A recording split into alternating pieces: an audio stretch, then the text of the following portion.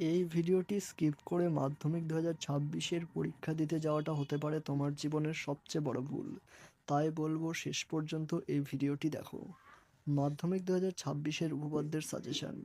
আমি তোমাকে গ্যারেন্টি দিয়ে বলতে পারি যে এই তিনটি উপপাদ্যের মধ্যে থেকে একটি উপপাদ্য পরীক্ষায় আসবেই।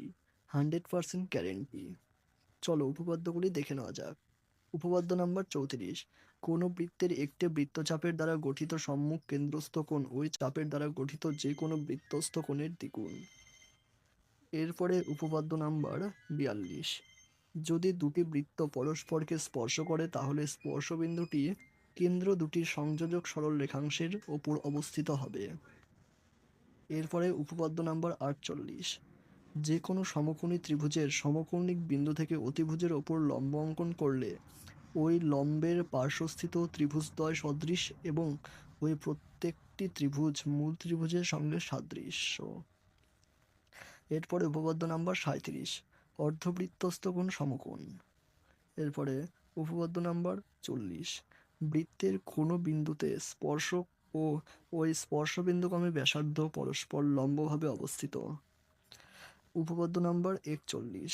বৃত্তের বহিস্থ কোনো বিন্দু থেকে যে দুটি স্পর্শক অঙ্কন করা যায় তাদের স্পর্শবিন্দু দুটির সঙ্গে বহিস্থ বিন্দুর সংযোগের সরল রেখাংশ দুটির দৈর্ঘ্য সমান এবং তারা কেন্দ্রে সমান কোণ উৎপন্ন করে। এই উপপাদ্যগুলির মধ্যে প্রথম তিনটি উপপাদ্য যদি তোমরা করে যাও তাহলেই তোমাদের 100% সাজেশন আসবে। কিন্তু যারা 90%-এর ওপরে নাম্বার তুলতে চাও, যারা রিস্ক নিতে চাও না, তাদেরকে বলবো আমি সবগুলো উপপাদ্যই করার জন্য। এবং যারা একটু দুর্বল আছো তাদেরকে বলবো প্রথম তিনটে স্টার দেওয়া উপপাদ্য করলেই হয়ে যাবে। আর হ্যাঁ, এই প্রচুর পরিশ্রম ও রিসার্চের পর আমরা এই ভিডিওটি বানাচ্ছি। আমি নিজে কিছু গণিত শিক্ষকের সঙ্গে আলোচনা করে এই সাজেশনটি বানিয়েছি। তাই তোমাদের কাছে থেকে শুধু একটা লাইক আর সাবস্ক্রাইব আশা করছি। তোমাদের একটা লাইক আমাদের আরও ভিডিও বানাতে মোটিভেট করে।